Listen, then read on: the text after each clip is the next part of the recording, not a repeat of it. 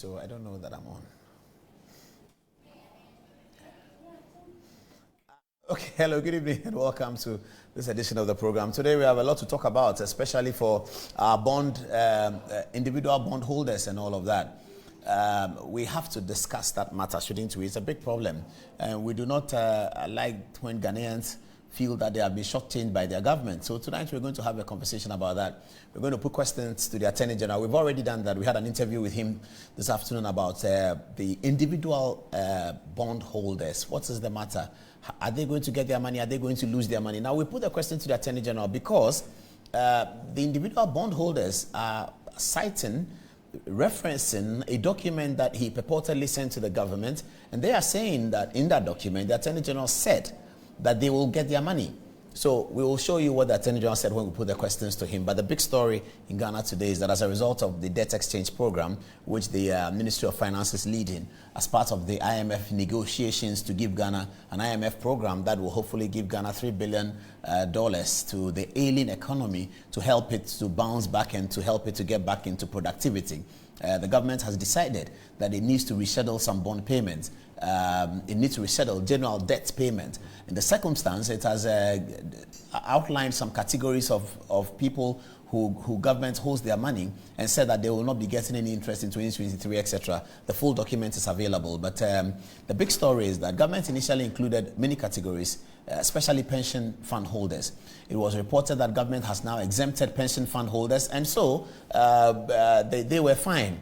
Then government included what they call individual bond holders. So that means individual. So myself, yourself, herself, themselves, all of them, who go to buy government bonds as individuals, as Paul Adom, Otchere, as Samuel Kujeto Ablakwa, as Alban Bagbin, and all of that. Those individual bond holders are being told that whilst you will not get your interest, you also will not get your principal. There are those who make the argument that this is what they signed up for. They went into a situation.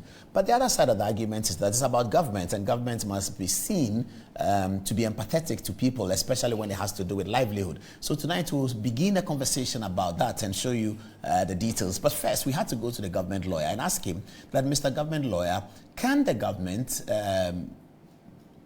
amend the contract it has with debt holders in this manner? We know that government has extended the tenure of the negotiations, which was to end on the 16th of January. Government has now extended it to the end of the year. So that's our big story tonight. But there's a story that is terribly disturbing to all of us, and particularly to me because of the personalities involved. It's about Samuel Kujeto Ablakwa, the Member of Parliament for Northton, a good friend of mine.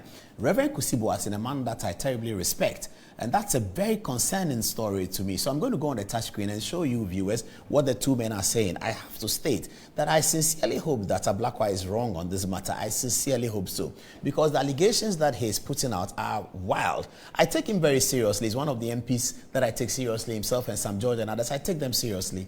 And so I really hope that there's something wrong with what he found. Maybe he didn't see it well or something like that. But I'll show you what he's saying. Major allegations he's making against Reverend Kusibo. So let's go to the touch screen and start with that. And then our second story would be to mention the good news in the midst of all the bad news. They say that in the very temple of delight, veiled melancholy had a sovereign shrine. I don't know whether you've heard that before. But in the midst of all the bad news, there is very big good news that is beginning to come out of the Ghana's petroleum profile. Vice President Alhaji Muhammadu Bawumia and his supporters are talking up their chances of capacity and capability to manage the foundations of Ghana's economy.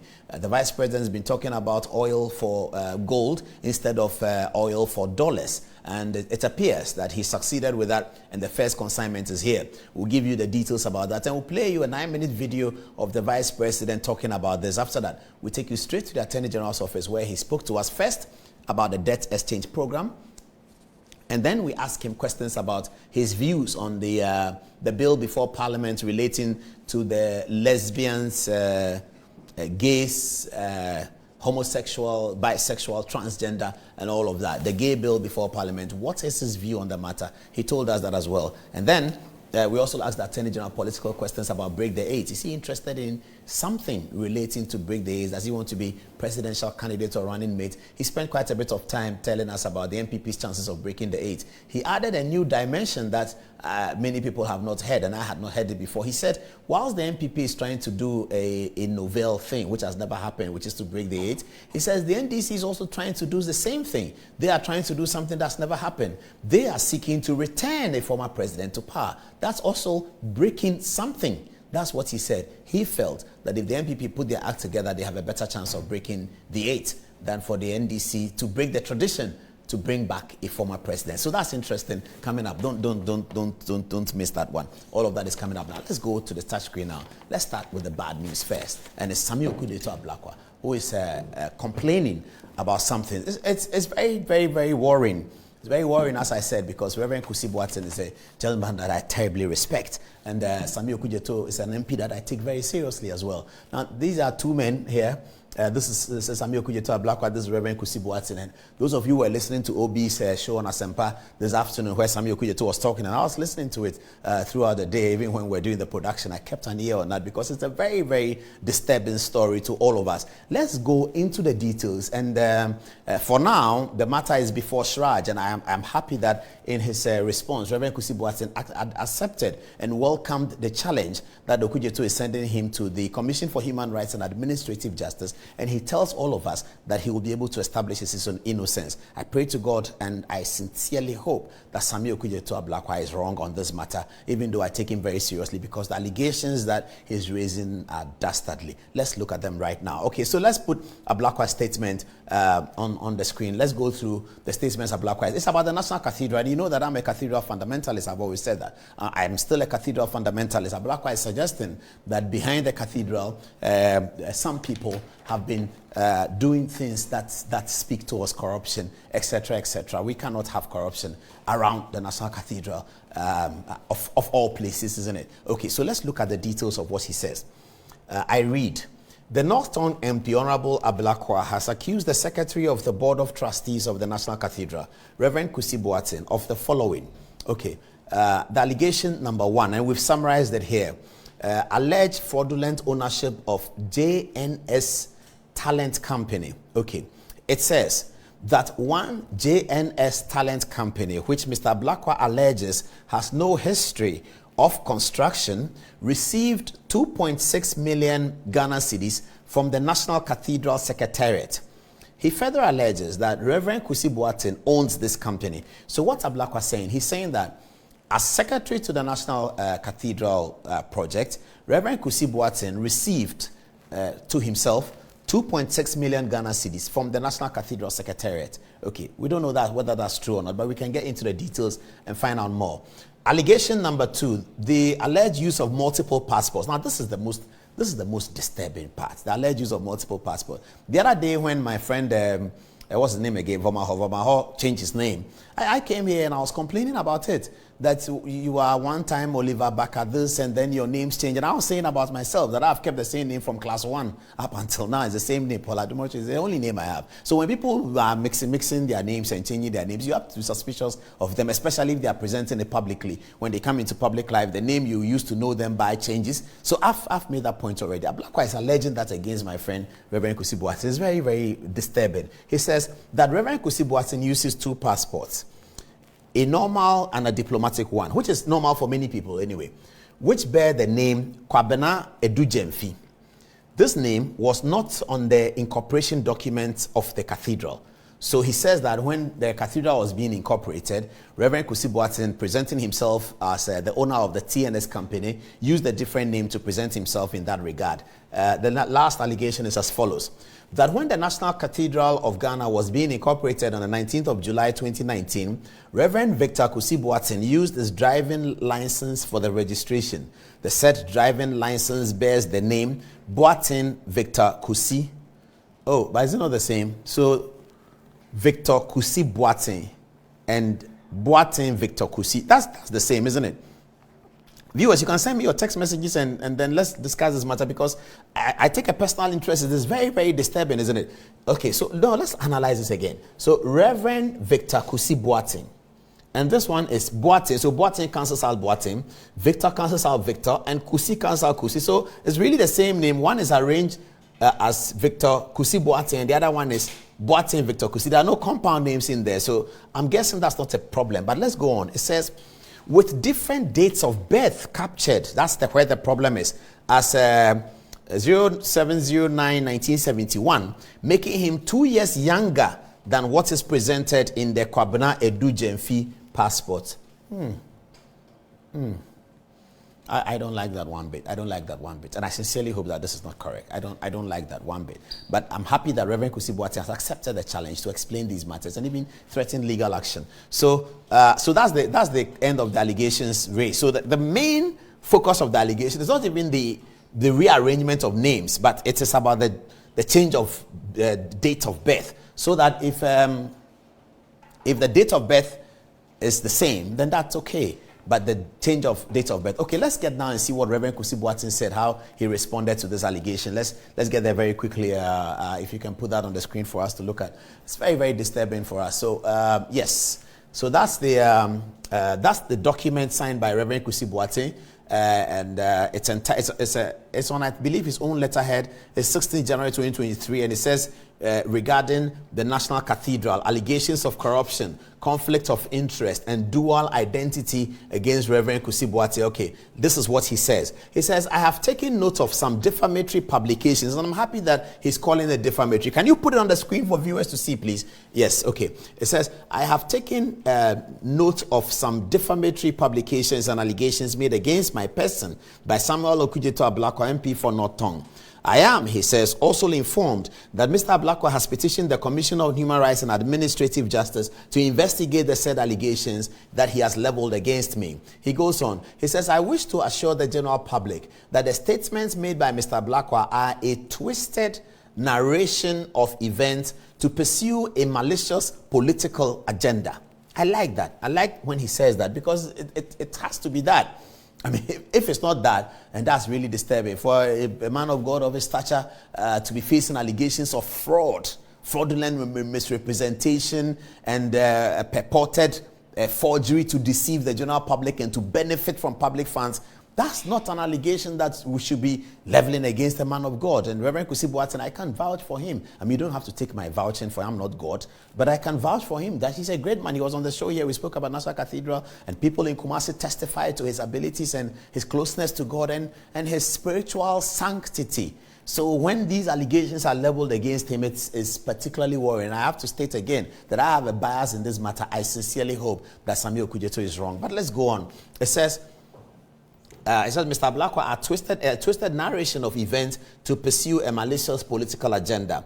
There has never been any criminal intent nor any crime committed in my dealings with the government of Ghana or the National Cathedral. He says. He finally says that I will continue to contribute my quota to the National Cathedral project and offer my services to the country to the best of my ability. Did he not say something like he will also sue Ablakwa in the process? There are other documents about this that Paul, the boss of the National Cathedral, has also cited. And maybe we'll get to that as well. So I'm just urging both parties that let's have calm. I sincerely hope Ablakwa is wrong.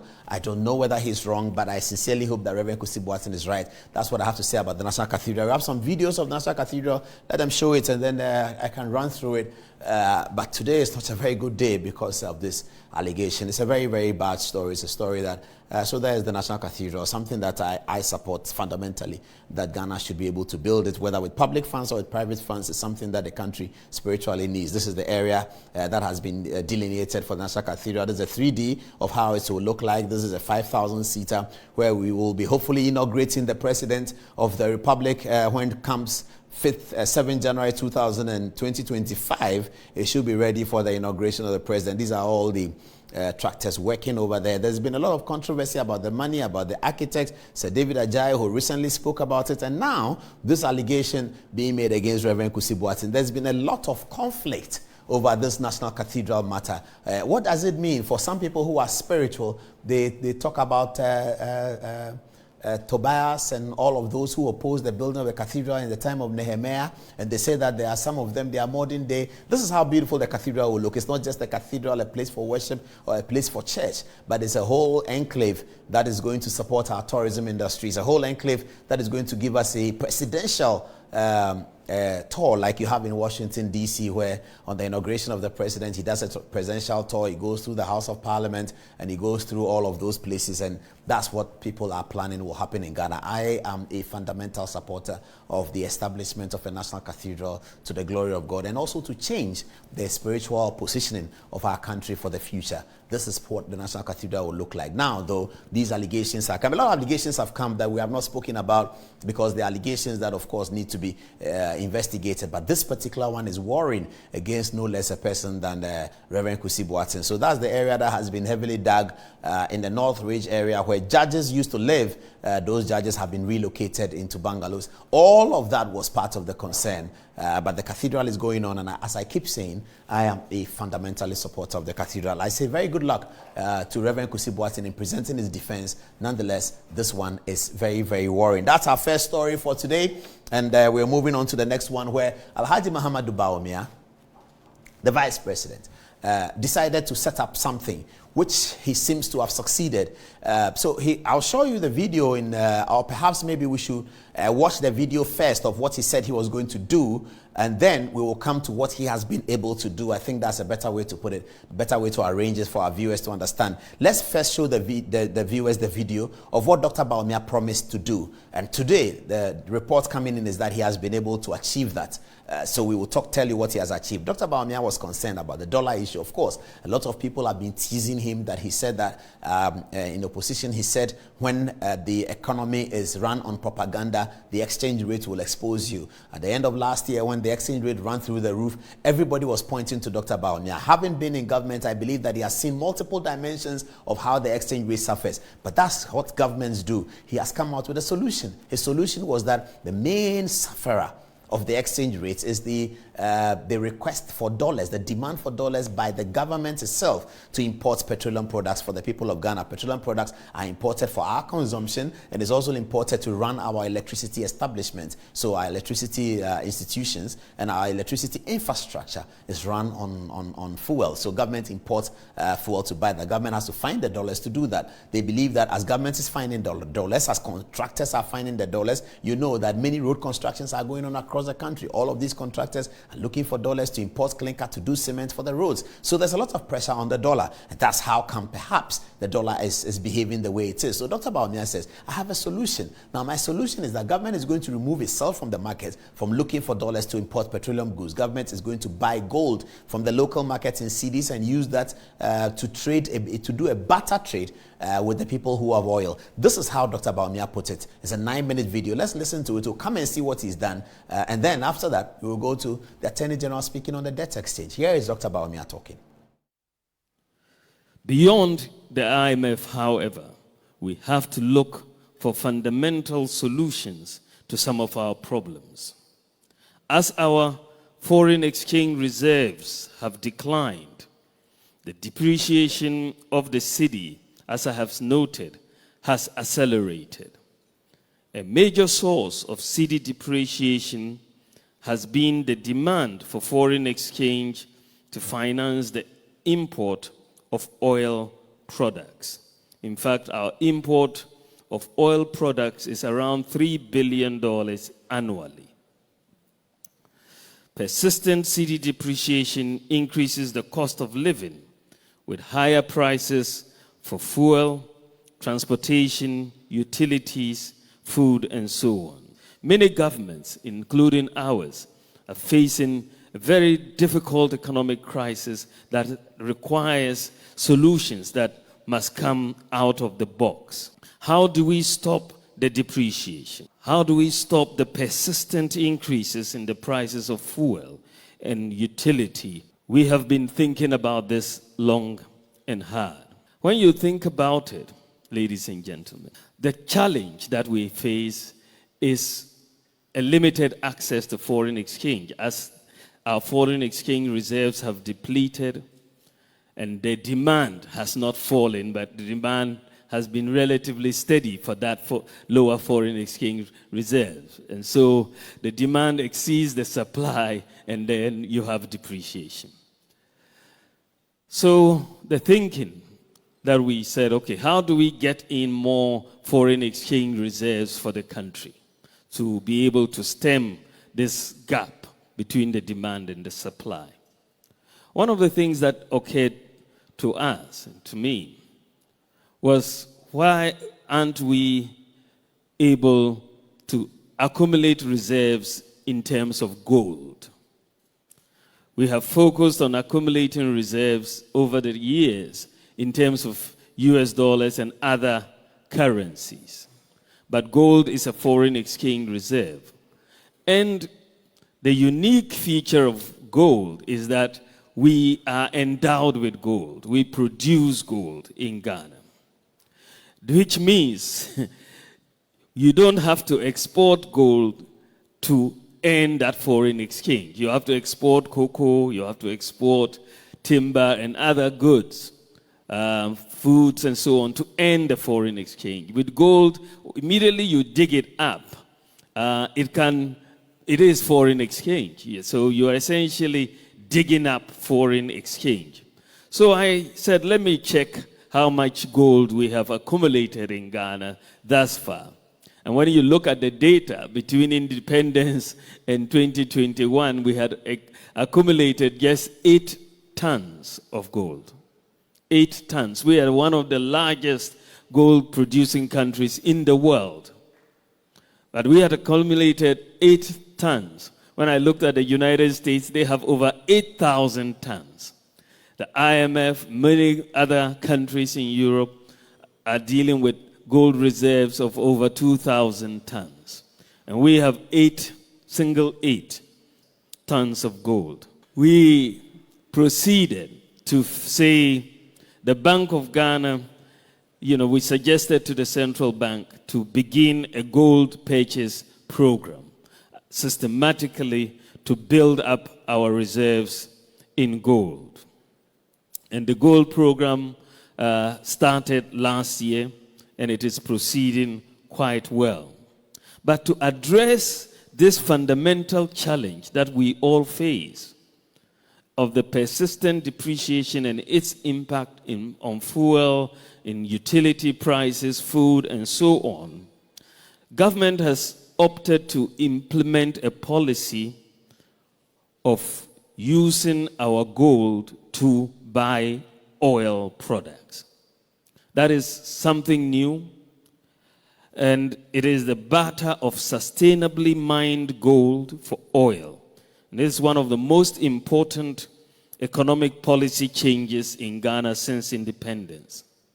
If we implement it as we have envisioned, it will fundamentally change our balance of payments and significantly reduce the persistent depreciation of our currency with its associated increases in fuel, electricity, water, transport, and food prices. Why would it stop these persistent increases in fuel, water, and food prices? It is very simple. This is because the exchange rate, whether you are looking at the spot exchange rate or the forward exchange rate, will no longer directly enter the formula for the determination of fuel or utility prices once we implement this, because the purchases of fuel and for transport and utility is going to be in cedis. It's not going to be in dollars. So because you're buying that fuel with gold, that is where the exchange takes place. But once you sell that fuel, you sell it in cedis. And then the Bank of Ghana uses those cedis to buy more gold and buy the oil, you sell it, and then it goes around in that way. But essentially, you are taking the exchange rate out of the equation. Today, our fuel prices are being priced at an exchange rate, a forward exchange rate of 19 cedis to the US dollar. Today, what we are paying at the pump is being priced at 19 cedis to the US dollar. So you can imagine when you price without the exchange rate in the formula, which is what is going to happen. We've already done some simulations. Then you will see that the prices of fuel will come down. And similarly, for PURC, if the exchange rate doesn't enter the equation, which it shouldn't because the transactions will be in cedis. Similarly, then electricity tariffs will also have to come down. Because what you are now going to see, because one of the biggest, when you look at what drives fuel price increases, what drives electricity price increases, and therefore the cost of doing business, it's fundamentally the exchange rate. Major driver of these price increases. So if you are able to have a handle on the exchange rate movement, you are able to lower the depreciation of the currency at the same time as you lower this. And you are going to lower the depreciation of the currency because instead of the oil importers, especially the BDCs, going to the Bank of Ghana's window every few weeks to ask for foreign exchange to import oil, that one goes away. So we are saving $3 billion annually from the lack of demand from the Bank of Ghana for the foreign exchange. So that reduces the pressure on the cedi immediately. And therefore you will see much slower depreciation of the currency. Unfortunately, ladies and gentlemen, since we announced this, I put this out on my Facebook, there's been a lot of discussion with the BBC, Reuters, Bloomberg, and some misinterpretation. This has been misinterpreted as Ghana being against the use of US dollars in international transactions. This really is not the case. We are not on any mission against the use of US dollars in international transactions. Far from it. In fact, we want to accumulate more US dollars in our reserves. But we have a specific issue to deal with oil imports and the nexus between those oil imports and the prices of fuel and transport and food and utilities. And that is essentially what we are targeting, to exchange our gold for the oil, take that path, and therefore insulate the domestic economy, domestic industry from the persistent depreciation that we see in the currency that affects the cost of doing business and the cost of living. So that is hopefully cleared.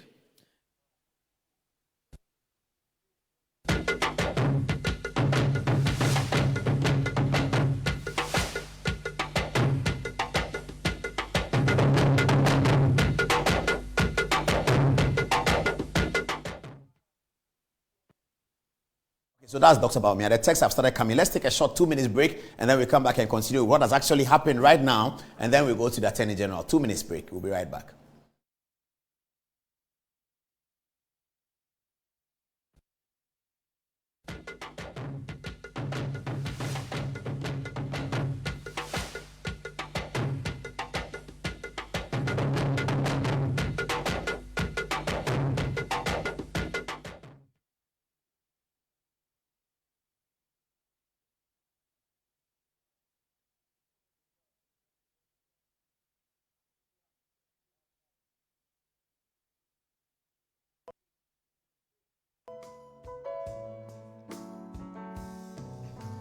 Light of the world, you step down into darkness.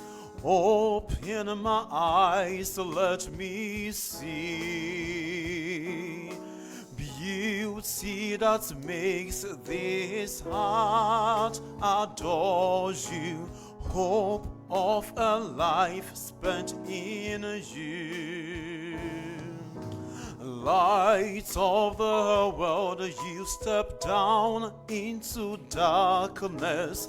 Open my eyes, let me see beauty that makes this heart adore you. Hope of a life spent in you. Oh, here I am to worship. Here I am to bow. Oh, here I am to say that you, my God, altogether lovely, altogether worthy, altogether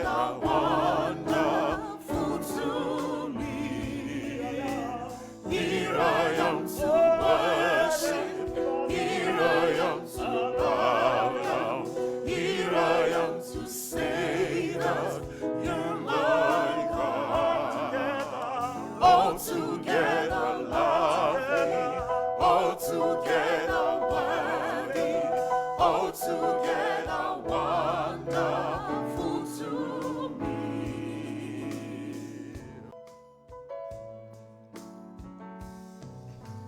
Light of the world, you step down into darkness. Open my eyes to let me see beauty that makes this heart adore you. Hope of a life spent in you. Light of the world, you step down into darkness. Open my eyes, let me see beauty that makes this heart adore you. Hope of a life spent in you.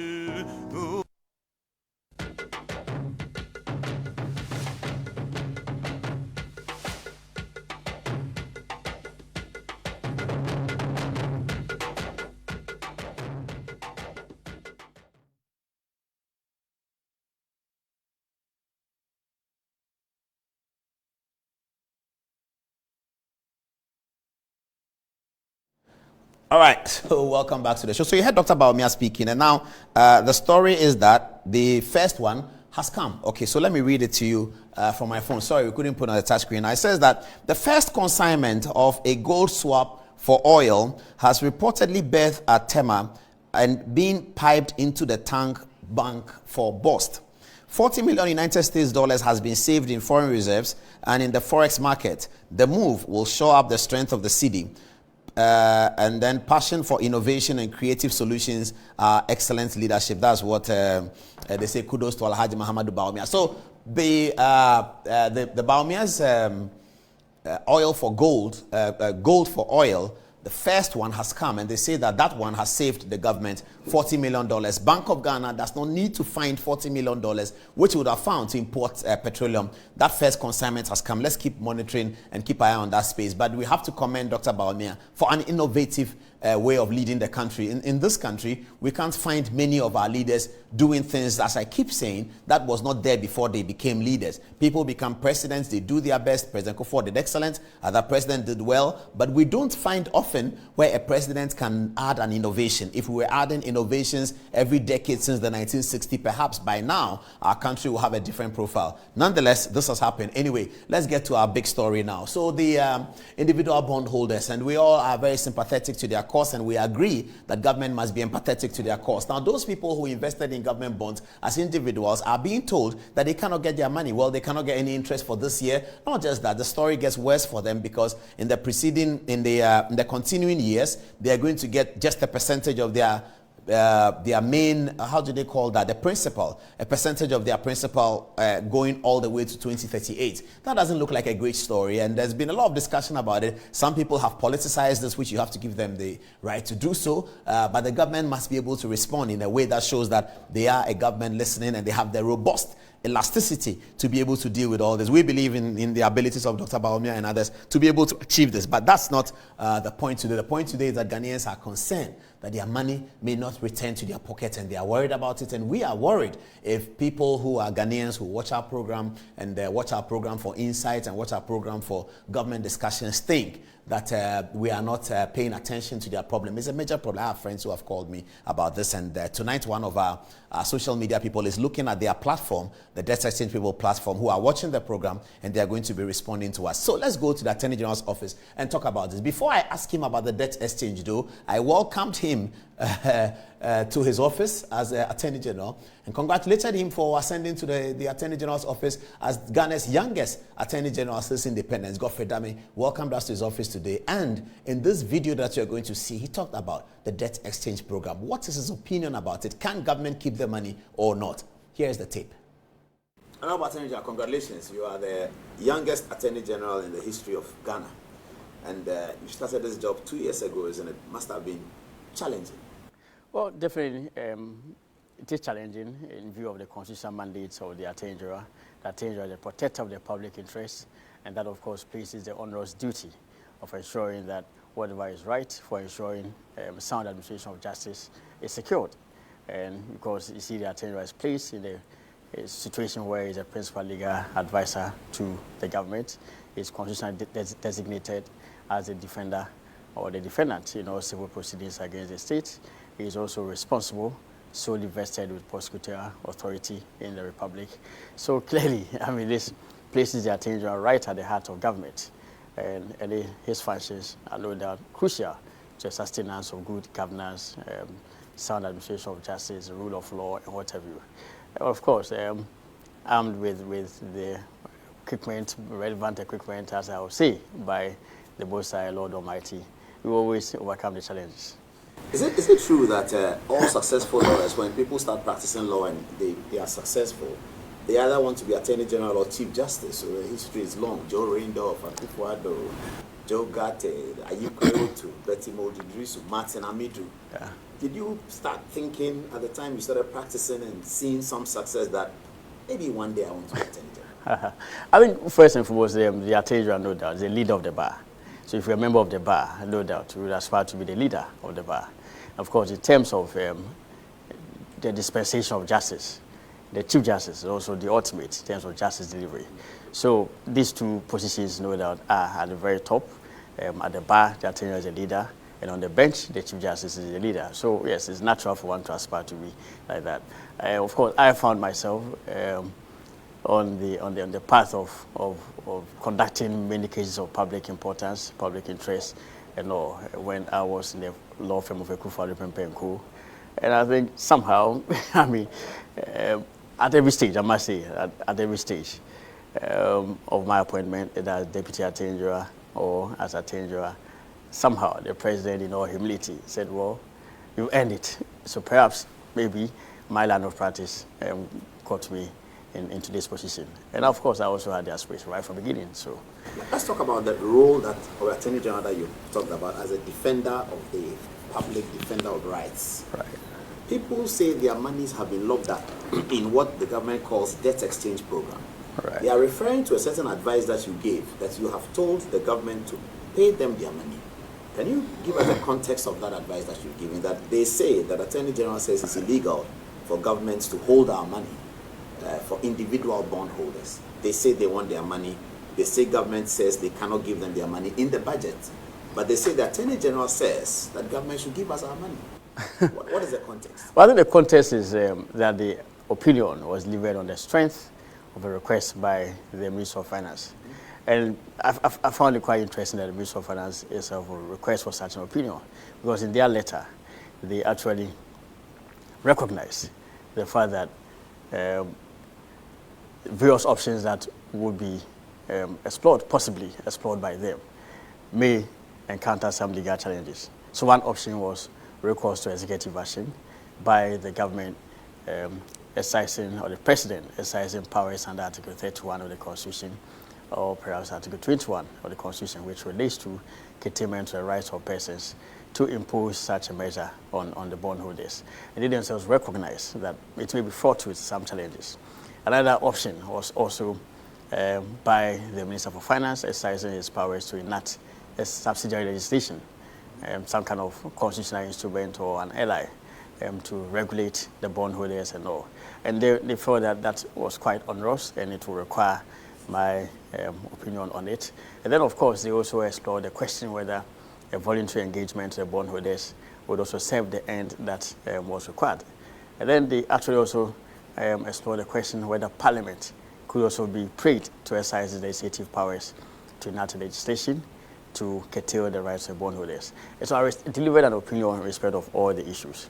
Now, first point that I made was that in terms of the exercise by the Minister of Finance of his powers to use the subsidiary legislation to curtail the rights, as it were, of the bondholders, that will have to be done within the context of the relevant laws governing the Office of the Minister for Finance. The Fiscal Responsibility Act remarkably gives the Minister for Finance the power to ensure fiscal discipline, and it vests the Minister for Finance with the power to use regulations to ensure fiscal discipline. And that would entail that the Minister of Finance could enact regulations in the form of a subsidiary legislation, a legislative instrument, to perhaps curtail certain rights when it comes to, or in terms of an adverse financial situation. I took the view that the power to enact regulations must be on the strength of a specific provision in a law, the primary law, that's the substantive legislation. So you cannot enact legislation or subsidiary legislation and ally to affect anybody's right when the substantive legislation on the basis of which the LI has been enacted does not closely with that power. And I saw the circumstances within which the Minister for Finance may exercise his powers to enact such regulations under or by the combined effect of Section 7 and 3 and then 1, as well as even 2 of the Fiscal Responsibility Act, as not permissive of such a procedure. And then also in terms of the recourse to executive action, my view is that yes, the president has the power to declare emergency situation, but of course that power is exercised within the circumstances set out in the Constitution itself. So those relate to natural disaster, route, and other such emergency and all that. And really, so this situation that we found ourselves in was not within the premises of such a provision. Then also under Article 21, which is the power of the president to curtail fundamental human rights and all that. Of course, that is first of all subject to provisions spelled out in Article 21 itself, and also that did not give basis or a foundation for such a recourse. And then generally, the power of Parliament to enact an act of Parliament to regulate or affect such a situation. The power of Parliament to enact legislation itself is subject to restrictions imposed on Parliament by the Constitution itself. So refer to Article 107 of the Constitution, which talks about, or which prohibits Parliament from enacting legislation which will adversely affect the rights of persons, or which will operate retrospectively to impose limitations or burdens upon people. So that such legislation clearly will be caught by the requirements of Article 107. So Parliament will be restrained in enacting such legislation. Also, Article 18 and Article 20 of the Constitution, which talks about property rights and all. Yes, because a person's bond or money is a person's property, and therefore legitimate constitutional questions can be raised as to propriety of such legislation by Parliament. And so ultimately, I took the view that if you need a bond instrument, the bond instrument is the nature of a contract. And of course, the manner in which the contract can be varied is subject to the common law principles of amendment of contract, which is that a party must agree to amend the terms of a contract. And unilateral modification of the terms of a contract will be declared void if it is not subject to the agreement of the party. And I felt that really, yes, voluntary engagement was the best way possible. And I think it's very pertinent to place on record that Parliament, the Minister for Finance, actually operated within the premise of the opinion but the people are saying that they have not been consulted, that they have not been engaged to have a voluntary amendment of their contract, that they want their money. The government is telling them that under the debt exchange program, one of the categories that will not receive their money for 2023 is individual bondholders. They are saying now that they want their money, and they are saying, you said they can have their money. No, I didn't say they could have their money. The effect to the opinion, I see a copy of it before you, is what I stated. So I think that, yes, if I may. Let's look at what you said. So the effect to the opinion is that, yes, the Minister of Finance can vary the terms, but of course subject to agreement by the bondholders. So that there cannot be, yes, there cannot be a unilateral imposition of the terms on the party. So the budget that's gone to Parliament contained that announcement. Yeah, I think, yes, so these are projections by the government of Ghana. Yes, I would think that, yes, it could be projections, yes. So in respect of the first question, the legality of a unilateral attempt by the government to introduce collective action clauses, which is a decision by a majority to affect the right of the minority into the bond. I stated clearly that a traditional contract doctrine forbids the unilateral modification of contract and treats a proposed unilateral modification as an offer that is not binding until accepted. So if you want to unilaterally modify the terms of the contract, if they don't accept it, government cannot proceed. Yeah, I think it's in essence, and I think the deadline for, precisely. So that clearly for continuous voluntary negotiation. Yes. So that clearly indicates the engagement, the acceptance. Yes. Yes, the government is engaging. So the route that you are advising government on is that yes, you can verify, but you have to have their permission to do so. Yes, and from where I sit, I'm aware of series of engagements by the Ministry of Finance or the relevant stakeholders. Indeed, even before this opinion was solicited, as part of the engagement, which of course did not end with only government institutions or government agencies. The IMF people had actually been to my office a number of times. We had various discussions and all. I stated the same position to them and all. So this opinion was only a confirmation of discussions that we had held. But right now I remember, yes, so and I'm saying that's why they are saying that. Yeah, but I'm saying that even we should say yes. Yeah, but I'm saying that even the decision to extend the deadline for acceptance of the terms itself is indicative of the engagement process that has gone on. So clearly engagement is going on. So I do not see any departure or variation of the terms of this opinion by the Ministry of Finance. I mean, I think that they're operating within it. Yeah, but and the question, they are not happy to engage in that regard. They want their money. So they don't want to vary the terms. Yeah, so I think that ultimately, yes, as I said, an imposition will not be proper. So I think the engagement could result in a decision by the Ministry of Finance, which is an appropriate body vested with decisions over matters of finance. Even in this office, when it comes to matters of finance and all, will indicate as part of our opinion that refer this part to the Ministry of Finance. So the Ministry of Finance will ultimately, as a result of the engagement process, decide whether to agree to what you say, give me my money or not. Well, but the people are preparing to now petition to you that we don't want to engage. We want our money for 2023. And you said that without our buy-in, our say-so, government cannot unilaterally impose the new debt exchange program on them. That means they are the stronger party, not government. Well, I am aware of various actions that have been threatened, and perhaps that have also been announced as having been taken, even though I'm yet to be served with a specific rate of summons on application to the courts of Ghana. So I think that, yes, the people, with all respect, are at liberty to make any kind of request. But I'm saying that there must be reasonableness in this situation. There must be reasonableness having regard to the circumstances within which we find ourselves and all. And I'm also saying, secondly, that it's a Ministry of Finance which is vested with the mandate to determine matters of finance.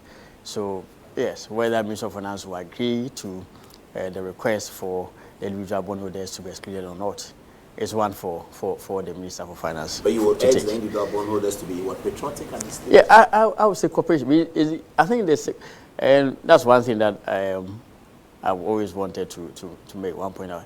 The circumstances within which we find ourselves. I'm not trying to reiterate any point that has been made as part of the political response at all.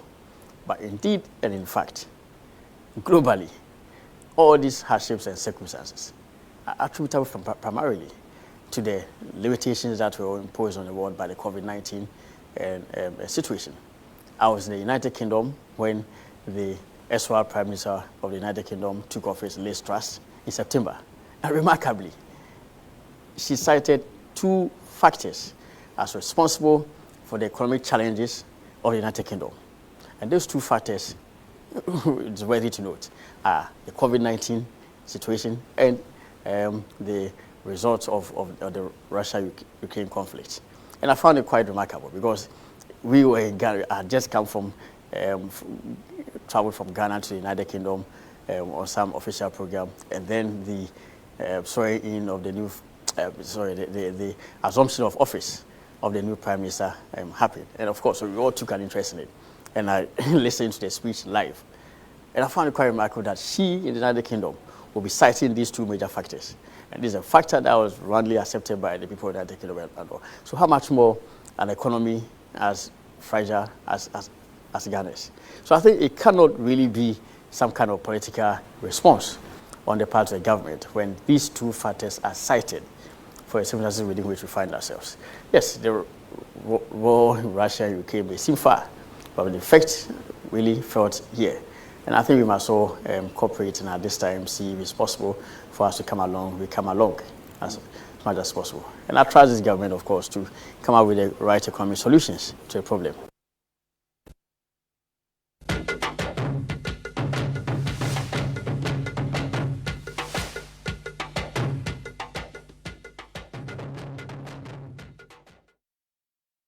Coming up next is the Attorney General telling us about the Capital Bank case. Many people were concerned about the 90 million that Capital Bank was made to pay. And I put the question to him that people still go in for 15 years. What happened to Capital Bank? Coming up is that one. Now, though, let's go to the text messages and see what people are saying about this all-important matter. Just then, just before we do that, though, Franklin Kujo, one of our patrons here on Good Evening Ghana, has put something up on Facebook, and we have to read it to you. It's as follows. Franklin Kujo says, just in, the Individual Bondholders Forum has been invited by the Minister of Finance to a meeting tomorrow to discuss their petition to be excluded from the debt exchange program.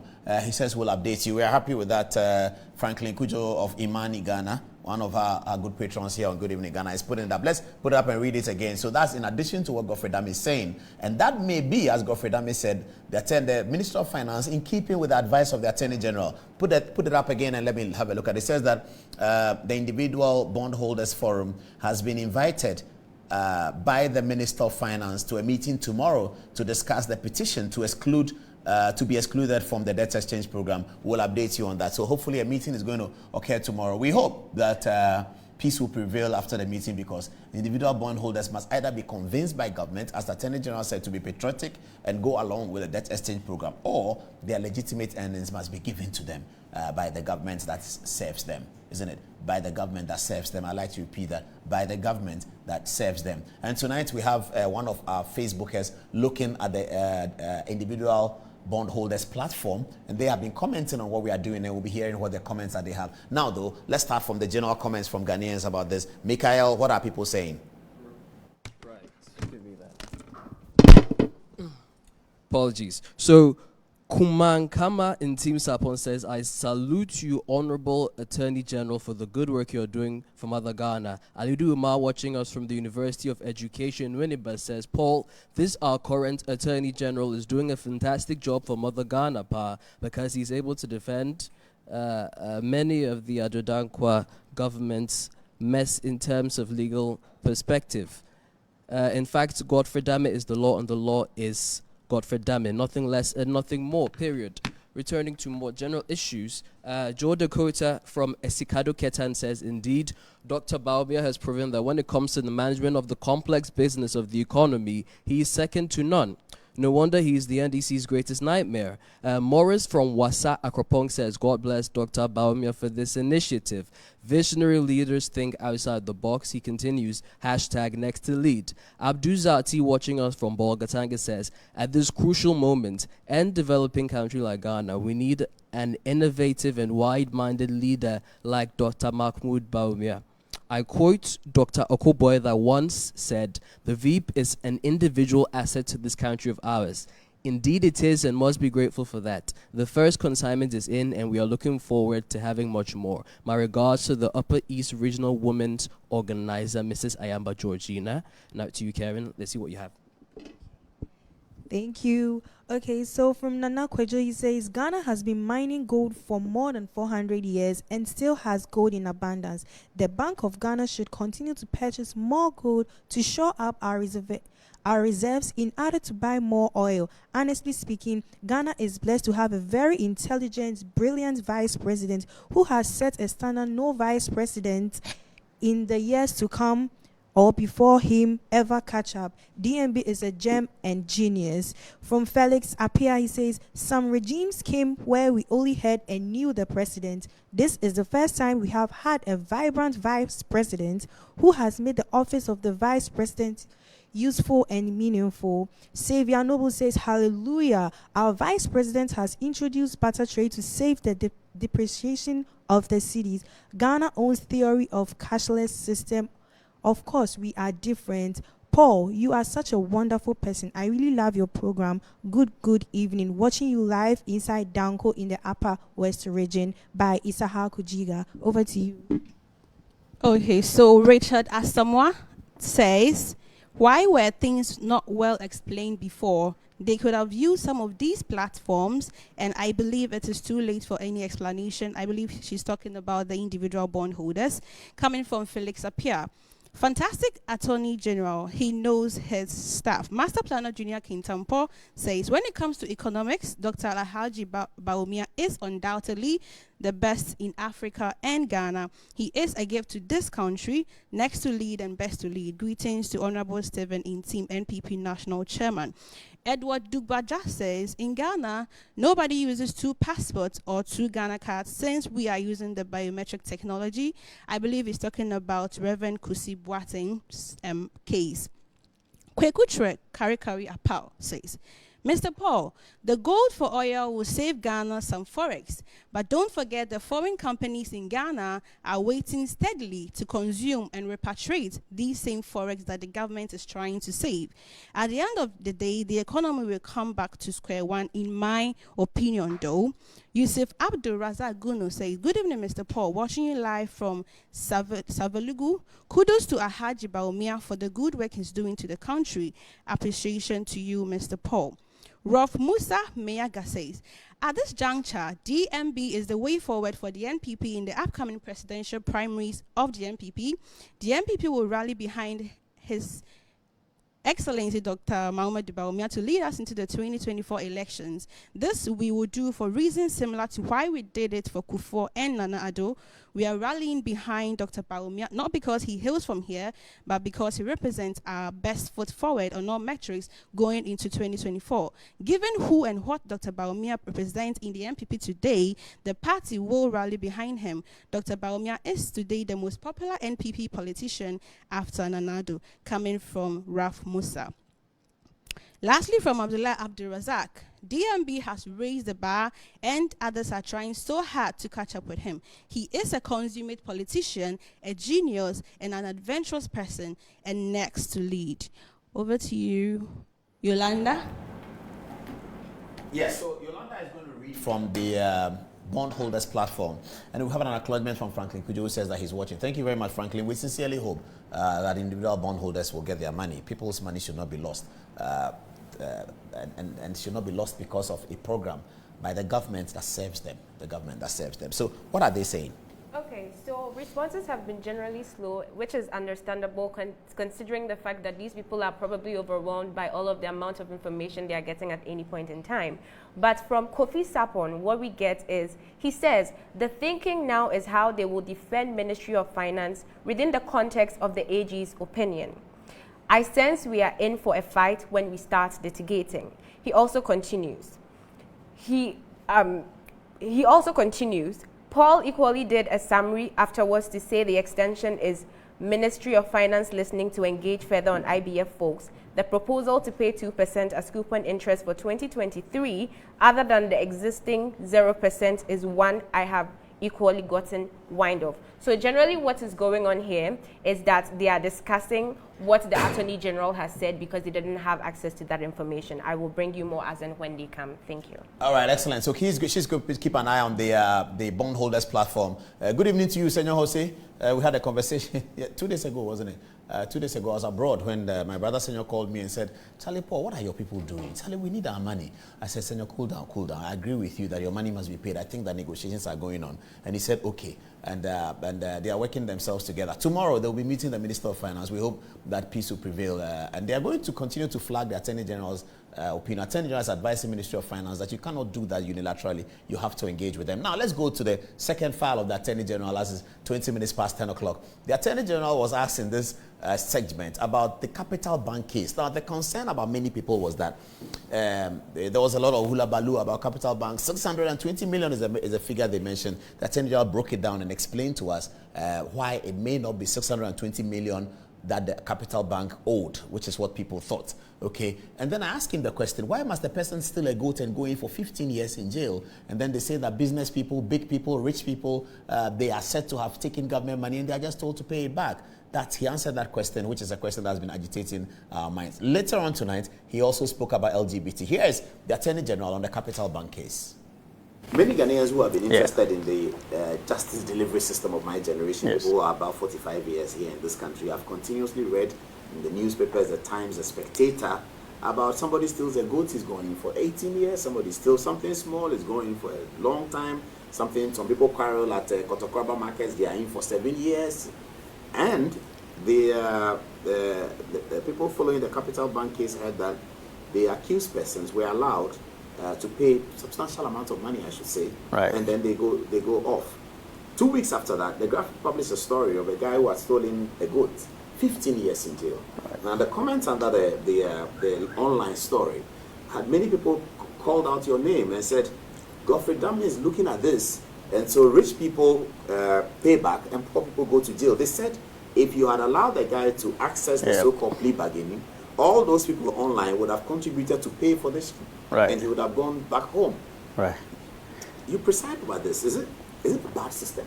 I think that first and foremost, I must concede to some proportionate sentences and punishment for some offences existing on the statute books of Ghana.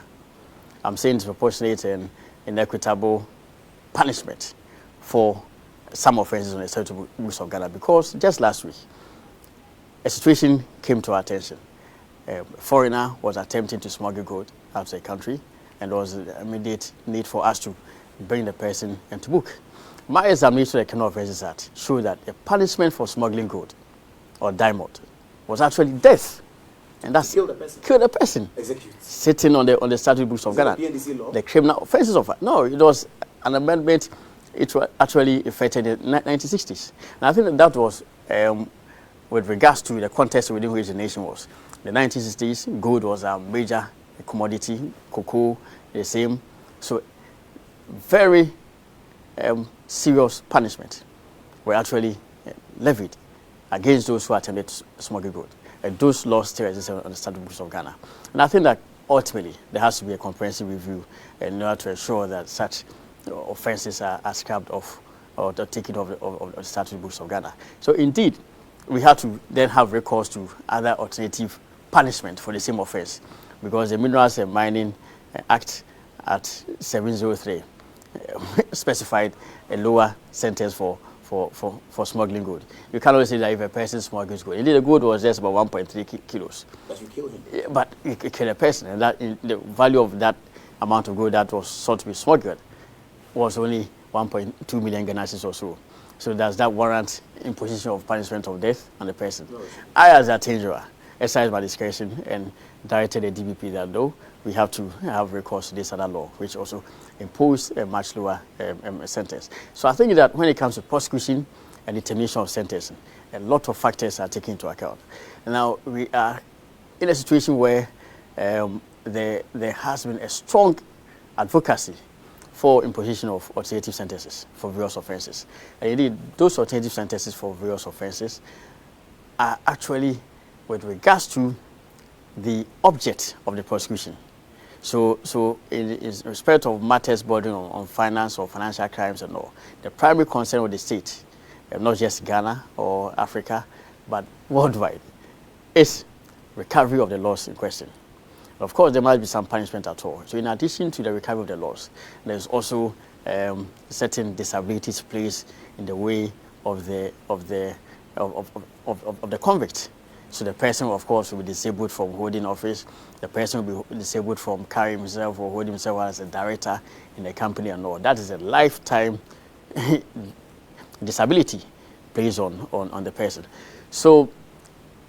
And also the point I'm making, yes, before definitely I get to the point in no time. The point I'm making is that the procedure for punishment of crime is most often dictated by the law under which the crime is punished.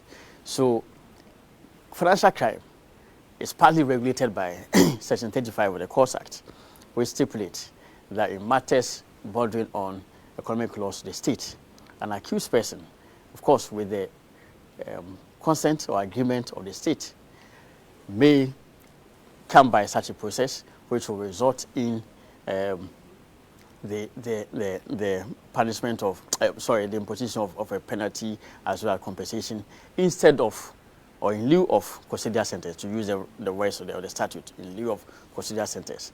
So once an accused person comes under Section 35 of the Courts Act, clearly custodial sentence is excluded, and that is limited to only economic losses affecting the state. It is also affected by where the offense is being prosecuted. A circuit court, in respect of which an offense is being prosecuted, does not have the power to have recourse to Section 35. It happens only in respect of offenses being prosecuted in the High Court. So first and foremost, the forum within which the person is being prosecuted, the nature of offense that the person is being prosecuted, the agreement of the prosecution are all essential requirements for the application of Section 35. And so this is exactly what happened.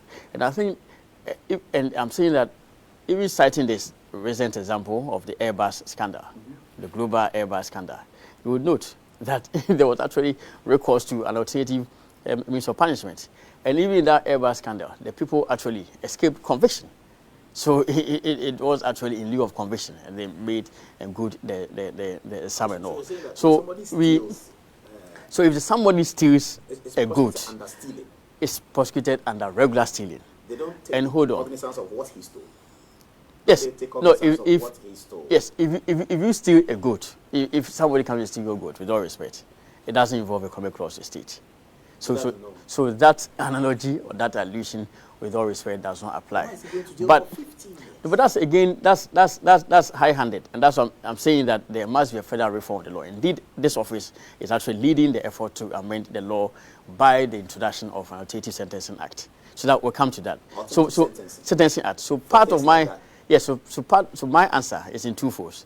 First and foremost, the law under which the capital bank matter, or the laws regulating the prosecution of the capital bank matter, permitted recourse to Section 35. Now, so in going by Section 35, the prime object for the state will be whether the loss has been recovered, or there will be sufficient restitution or compensation for the state for the offense. Now, I will, in all humility, deem this arrangement pursued in respect of the capital bank matter, Republic versus William Atwason, and two others, as the best that has been secured for the state so far. A successful prosecution? Yes, because first and foremost, the whole of the salmon issue, as far as I'm concerned, was recovered by the state. Now, this is a case where the accused person was insisting on being liable for only 27 million Ghana cedis. I insisted that our review of the evidence shows that, yes, he is responsible for at least 90 million Ghana cedis, and that ought to be paid. That's a wide disparity, 27 and 19. Yes, precisely. And that's actually, and if you read the judgment to the court, in this case, the judgment was actually given. The full judgment to the court was given. There was a conviction of the first accused, and then there was an acquittal of the second and third accused persons. Now, Atwason was the primary, or the main accused person in that matter. Now, most of the offenses that the second and third accused persons were acquitted in respect of actually also affected Atwason. So there's actually even a likelihood. Yes, so if they were acquitted, yes, then you cannot even guarantee. You cannot find him for first and foremost, apart from not even guarantee the guilt of the first accused in respect of all of, because the second and third accused persons were wholly. That's a loss for you. It is a loss. Yes, the state actually. Yes, so good. So Section 35 actually secures conviction for the state. That is one, because it assures that the state will be successful. Yeah. An accused person may actually be wary of going to jail, come under Section 35. But if he obtains some counsel, and of course the case proceeds to a logical conclusion, the guilt of the accused person cannot be guaranteed. So in respect of the second and third accused, I remember sitting in this office, asking the question as to why is it only the first accused person, the one having recourse to the other, and actually extended Otchere to the second and third accused person to also come along if they desired. And that's actually one of the reasons why the process delayed. And initially they were coming along, and somehow they resigned from the process. So supposing they had come along that process, they would also have been convicted. and then they would have been made to pay some more money to the state. Is that not the case? Yes, it is. Yes. but hold on. No, hold on. But the point I'm making is that without the benefit of hindsight, it means that they would have subjected themselves to a plea of guilt, even though ultimately the judge was going to acquit them. So apart from the benefit of Section 35, it secures conviction for the state. Secondly, it also secures recovery of the losses in issue for the state. I have been in this office, seen many cases in which accused persons have been thrown to jail, and the state has labored without success in recovering the loss at all. I can cite the recent high-profile case of Republic versus William Tevye and 3 others also. The NCA matter, $4 million in issue. Yes. Accused persons convicted. Yes.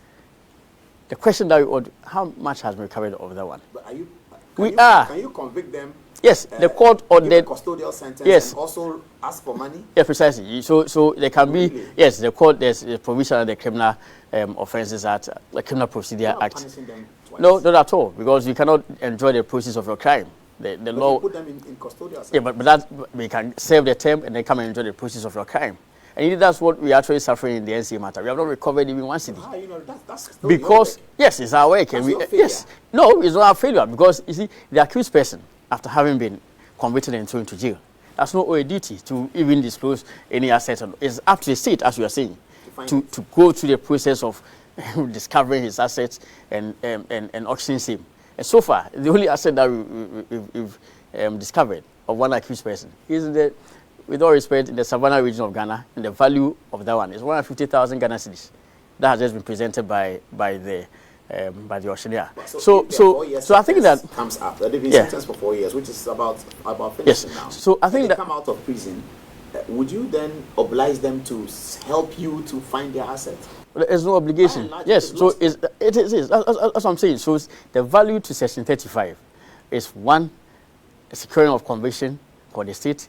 Secondly, recovery of the loss to the state. Those are secured. The only thing the state loses is the serving of a custodial sentence. Well, so apart from custodial, say that, so I can steal the money, invest the money, do my money stuff, make money, and then pay the state backward and keep the rest. So whether there is a rest or not is the concern people had about the 90 million that was paid. Now, yeah, but the 90 million that was paid. That's why I make the point that indeed that amount, for me, constituted great success to the part of the state. The person was conceding only 27 million. Ultimately, I literally forced them that without an agreement to that 90 million, then there will be no transaction. Trial proceed. Judgment given. If they still loses, they still loses. If the accused person is convicted and thrown into jail, like so be it. Legal gamble. Precisely. So, and indeed, in terms of the specific terms for the payment, this was the best. Under high profile matter in which Section 35 was resorted to was the venture capital matter. Yes. It's a case where, sums totaling about 40 million was an issue. The state settled for 50 million Ghana cedis without any 15 without any controversy whatsoever. Have you found it? And no, and that one, the state, the agreement by the state enjoined the accused person to pay only 1 million Ghana cedis. That was just a few years ago. And to date, the state has labored without success to sell the assets. But the court ordered, unlike this one, where we insisted that there will be no assets in issue at all.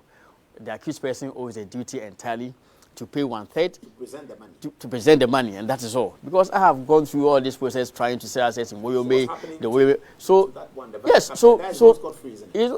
now I actually considering setting aside the whole agreement reached in the venture capital one. Precisely, has been contrary to Act 459. Well, I cannot understand how an accused person can be ordered to pay 1 million Ghana cedis out of 50 million Ghana cedis, the rest spread over, I think, about a year or 2 years, and that the state, in default, will have to go and sell the person's assets. The proper requirement is for, in default, the accused person will have to go to jail, and that's actually what was agreed on in the Otchere matter. So and they feel hard done by, because they say that the whole money in issue, which was they believe was spent wrongly by the media, is 620 million, which is a loan they took from the Bank of Ghana, which is a loan, so they were paying. And they had paid the loan up to a significant part of it.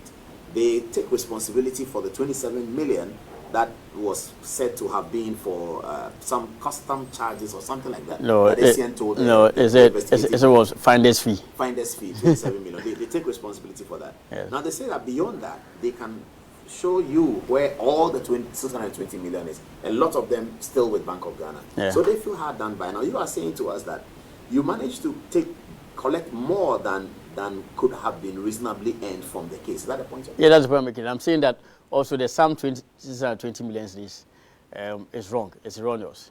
The amount in issue in the case was not 620 million. 620 million only represented the total amount of liquidity support given by the Bank of Ghana to Capital Bank. So Bank of Ghana, acting on behalf of the government of Ghana, gave a total amount of 620 million Ghana cedis in liquidity support to Capital Bank. But in terms of the amount appropriated, it was about just under 190 million Ghana cedis. And the processes at the trial, in fact, even the processes in investigation, disclosed that parts of the money had actually been recovered, had been paid. And at the trial, clear refutable evidence was also given that amount totaling 100 million Ghana cedis had been recovered. So those were amounts that properly could be accounted for. I mean, they're not really. So I think that there's some in issue. That's why we contended that was 90 million Ghana cedis. And of course, which was what they also further disputed, and which perhaps is the basis for the statement that you're making, that we're saying that everything had been paid apart from 27 million Ghana cedis. So that's a true situation. The amount in issue at the trial was 190 million cedis, and 100 million Ghana cedis was clearly shown as having been recovered to the bank and all that. And so was every 90 million Ghana cedis in contention, out of which 27 million was submitted. So how do you monitor that the rest of the dates, the payment is done in February something? Well, so that's one headache that I've relieved myself of. I told the negotiations resulted in the accused persons accepting, and that has been reduced into an agreement, that has been reduced into a judgment by the court, that they will pay 1/3, 30 million, even before the court to consider their agreement, and that was done. So 30 million is out of the way. The 60 million has been spread in 3 installments. Any default on each of the installments will result in them going to jail straight away. I did not bear the headache. For how many hours? Well, default for 1 day, a single day. Really? Yes, precisely. I mean, I'll go by a letter of the law. A single day's default is okay. Precisely. I mean, so he has to be to mind it. And of course, that's also in addition to the further limitations on him. He cannot hold himself out as a director in any financial institution. And then he also cannot stand for office and all that. So, and he stands as a convicted person. So I think, as I said, the only thing that is missing is custodial sentence. Apart from that, the state secured conviction in that tracing matter. So you concede that you lost 2 of the accused persons. So Yes, essentially. Yes, 2 of them. Many Ghanaians who have been interested in the justice. Then I come to you for the one with social media. We're arranging how we send you the text messages. We don't just read the text message just like that. We plan it. So we're doing that planning. So that's Attorney General speaking on the Atuasian matter. Now we are going to the LGBT, which is a 10-minute long exposure. He had a lot to say about it. Later on, we ask him about whether the NPP can break the 8 and who can they break the 8 with. Otchere Martin, Dr. Baumia, Kennedy Japan. He answered all of those questions on break the 8. He had a very interesting twist to it. I already told you. He said, whilst they are breaking the 8, the NPP is going to do the return that has never been done. Mikael, what do you have? Right. Okay. So coming from Pak Anochi, he says, my brothers, Muslims, this is your turn to support Dr. Mahmoud Baumia. And from Gasti Man, he says, if people are going to be asked to pay the money they stole without any other punishment, then politicians will steal from the state forever. What sort of principles are these? Now, Just in Case says, sentencing law is way overdue. Please review it. And Felix Apea replies to that by saying longest time. Let's have what you have, Karen. Okay. Thank you. Okay, so Collins Anafa says, good to hear that at least we would appreciate what actually is going on Capital Bank and matters arising, as well as who is saying the truth. Don Medical says, what a great lawyer. God bless him. Abdul Aziz says, I like watching your educative program. Keep up, Mr. Paul. And lastly, from Felix, he says, fantastic attorney general. He knows his stuff. Over to you. Okay, so Felix up from Political Zone, he says, this man knows the Constitution and acts by heart. We saw the attorney generals who came before him, and he is the best. Ghana. Also coming from James Jani, my sincere admiration for this young, brilliant Attorney General is inexpressible. Godfred, God bless you. Great work, Mr. Paul Adom Otchere from Joe Elam. Paul, I made a proposition the last time that you put your program on radio. How far with that? I hope you're still considering that. Good evening. Lastly, from Eric Brefi, in fact, I'm so disturbed about this issue, and I think the Capital Bank issue needs to be talked more about. Over to you, Yolanda. Okay, before Yolanda comes in, all right, let's take Yolanda first so she can prepare for it. You have one message from our people, isn't it? The bondholders. What are they saying? So I did, but they just came out with some information that they would not like to share it yet. Okay. And so we will just allow them to be comfortable and... Okay, so you know it, but they don't want to share. So yes, they don't. Is it positive or negative? It is positive. For who? For them. Okay. All right. Yeah. In terms of getting their money? Yes. It's just a lot of sentiments about the road that led to where we are now and possibly what could be done to make it better outside. Well, they're accusing government of all the over borrowing and all of those things. I've heard that. That, and also the fact that, well, they should be excluded from this. So that's the main reason why they formed the forum to begin with, because they do not believe that. But they have a should meeting be tomorrow. Included. Are they sure that? Yes. So who are attending? Is it their leaders or we don't know? So we don't know for sure yet, but it will definitely be some of the members that form the executive body of the association that was formed. Okay, let's come and talk about our French audience have not heard from us for a while. So Eunice is going to do 2 text messages and translate in French relating to the same matter. As we go after that to the Attorney General's opinions on LGBT. Eunice. So Kamal from Mama Saman says that the issue of the debt exchange program that is going to affect the individual bondholders must be handled very well by government. The Minister of Finance should not portray a posture as though the bondholders have no option other than they signing on to what the government is proposing to them. So in French, we're going to read. Kamal Amasaman Broni, la question du programme d'étanche des dettes qui va toucher les détenteurs d'obligations individuelles doit être très bien traitée par le gouvernement. Le ministre des Finances ne devait pas donner l'impression que les détenteurs d'obligations doivent choisir une autre chose. And from Richard Asamoah, he says, why were things not well explained before? It is too late for any explanation. De Richard Asamoah, pourquoi les choses n'étaient pas bien expliquées auparavant? Il est trop tard pour une explication. And from Luis, he says, the whole situation is due to lack or little engagement. Apparently, government didn't learn anything from the illegal situation. Toute la situation est à cause du manque au peu d'engagement. Apparemment, le gouvernement n'a rien appris de la situation et Livy. Okay, so that's for our French audience, and Eunice is bringing that to you. Let's move on to our next schedule of the interview, because we have 15 minutes to go to the top of the hour. 11, most likely we're going beyond 11 tonight. 10 minutes more, the Attorney General, Godfred Dame, on LGBT. Let's go to Parliament, where you're quite popular based on your very successful vetting at the beginning of your tenure as Attorney General. You have issued an opinion about the LGBT controversy, the private member's bill, standing in the name of principally some George Member of Parliament for Ningu Pram, and I believe some members of the majority side as well. What opinion have you rendered to Parliament? Should the bill succeed or should the bill not succeed? If the bill succeeds, Ghana is going to declare itself as an anti-LGBT society. We don't want LGBT. It is illegal. It's criminalized. If the bill does not succeed, then we will remain with what we have, which is sodomy in the Criminal Offences Act. And that's about it. The big question is the advocacy about LGBT. Should it be criminalized or should it not be criminalized? That's really where the issue is. What opinion did you render to Parliament? Well, so I think first of all, it's important to note that the bill it's a private member's bill. And ordinarily, it's not permissive of an opinion of the Otchere. But in view of the very weighty matters at issue, in view of the fact that the Otchere is designated constitutionally as a principal legal advisor to the government and also the defendant in all civil matters which against the state, which includes Parliament, I felt it's constrained to present an opinion. Because really, these are matters that are so fundamental. And I think that I presented what I may call or term a balanced view.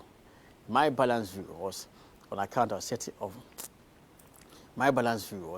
on account of certain principles which I spelled out to Parliament.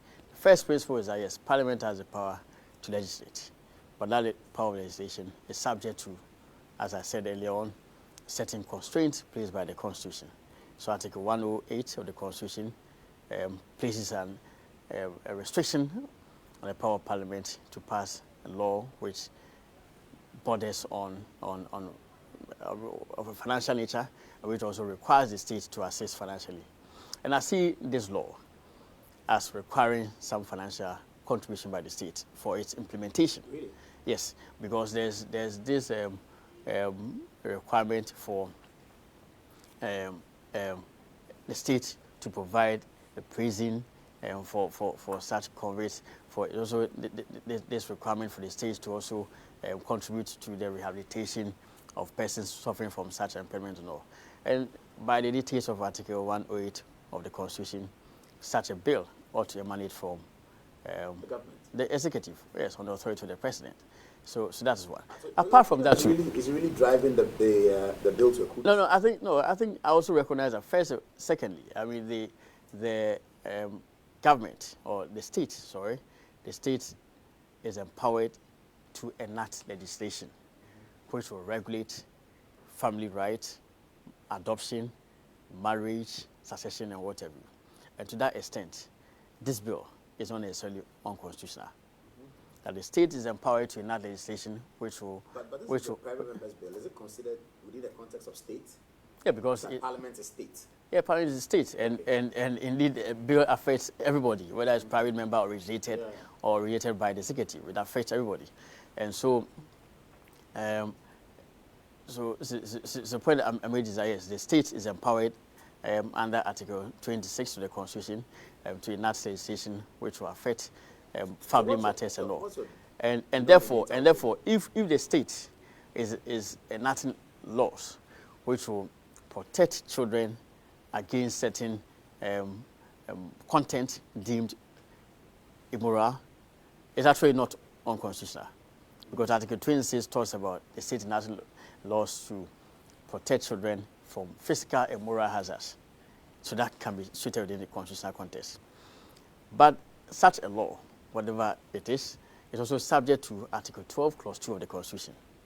Article 12, Clause 2 of the Constitution requires or enjoys respect for all rights, but subject to the rights of others. So really, rights are not absolute at all.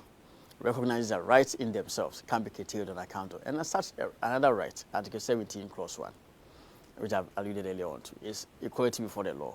And then you talk about Article 17, Clause 2, further provisions, which prohibits discrimination against persons.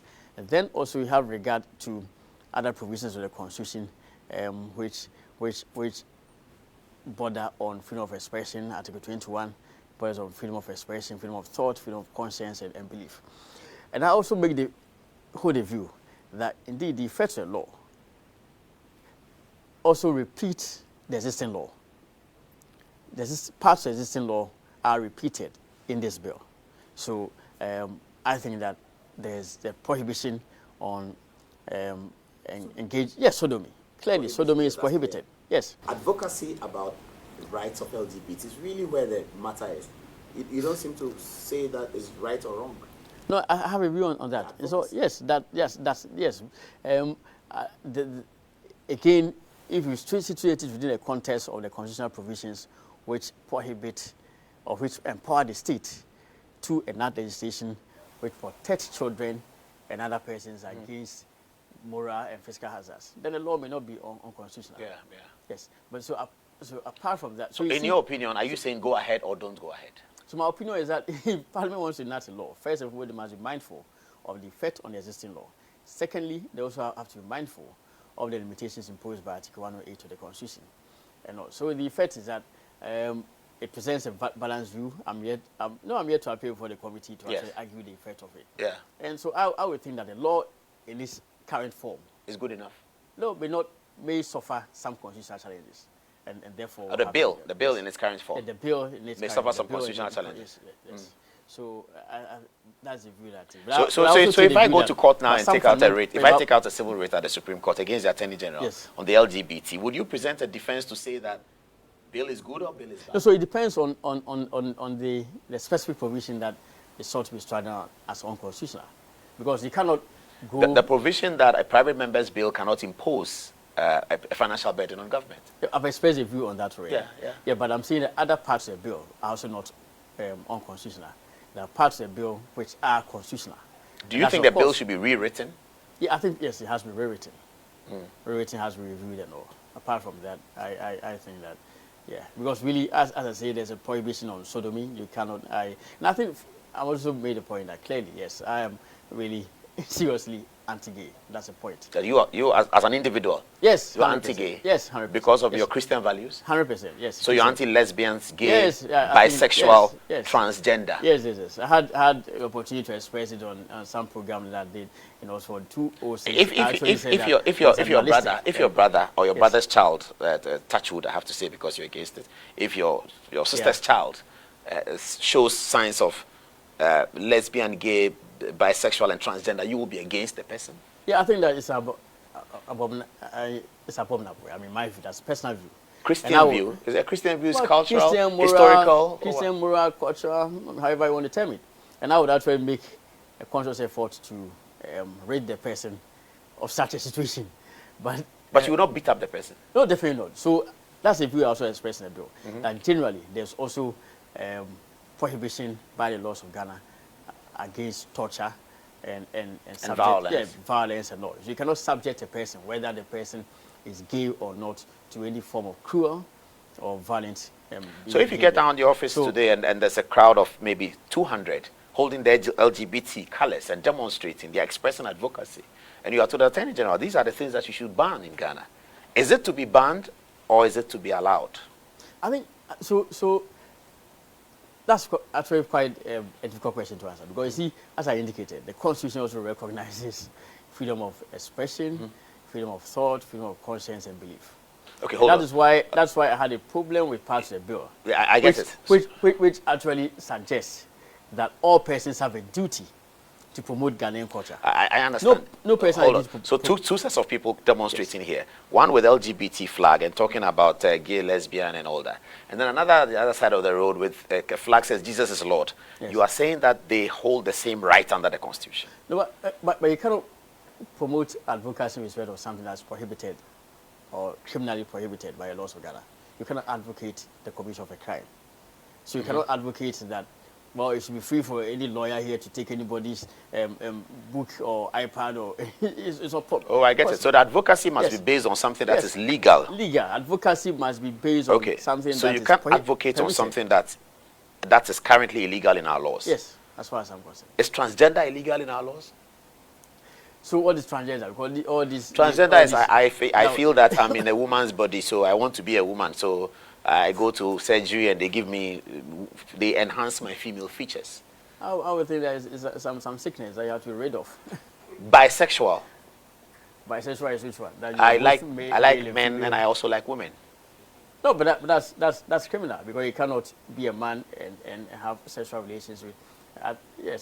If I like, I have not had sexual relations, I like it in my mind. I have not yet had sexual relations. Am I not allowed to advocate that I don't have any problem with this? So, as I said, so that is really the most difficult question. Because really, you are expressing a view. Yes. The person will also express a view.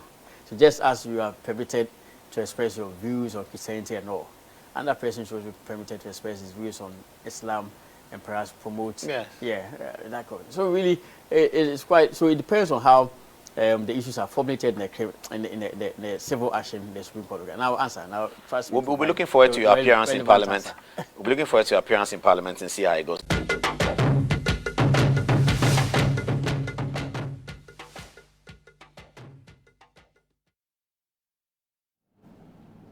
The next question that we will show you about what we asked the Attorney General is the MPP's capacity to break the haze.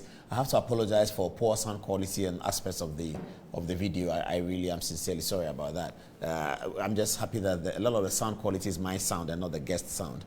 But we all from the studio apologize for that. It will not happen again. Thank you very much for your endurance and patience. We will show you another file. Hopefully the sound quality is better, where the Attorney General is talking about why his government, the MPP, could break the haze. First, though, let's take a text message each from our people on this all-important LGBT topic, if they are getting any. Let me start with you, Mikhail.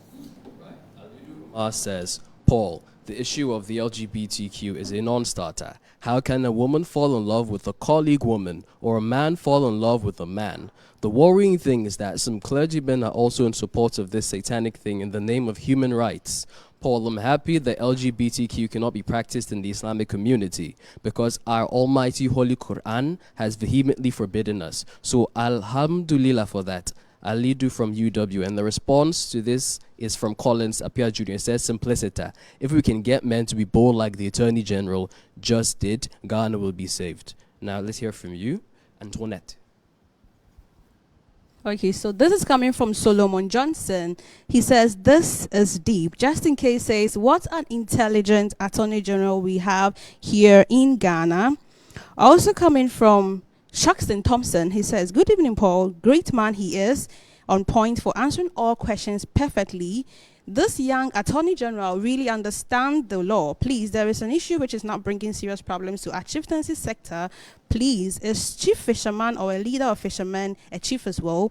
This issue has been battled now at the Supreme Court, so we need clarification from the Attorney General. Fred Echampon is admiring Eunice's French.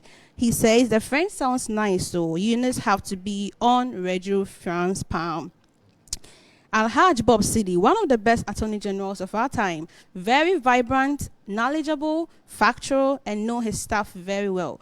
May Allah protect you, Mr. Godfred Odami, and good evening, Ghana, for us. Over to you, Karen. Right, before that, I just wanted to highlight this. Nana Boachi was saying, why in French and not in any Ghanaian language? He was talking to when Eunice translated some messages into French, but not into any of our local Ghanaian languages. Let's hear from you, Karen. Okay, from Citizen Bauer, he says, good evening, Paul. Keep up the good work. Tilly Duma says, hello, lovely family. Hello, Tilly. Obed Constant says, good evening, honorable. Keep up the good work. Aman.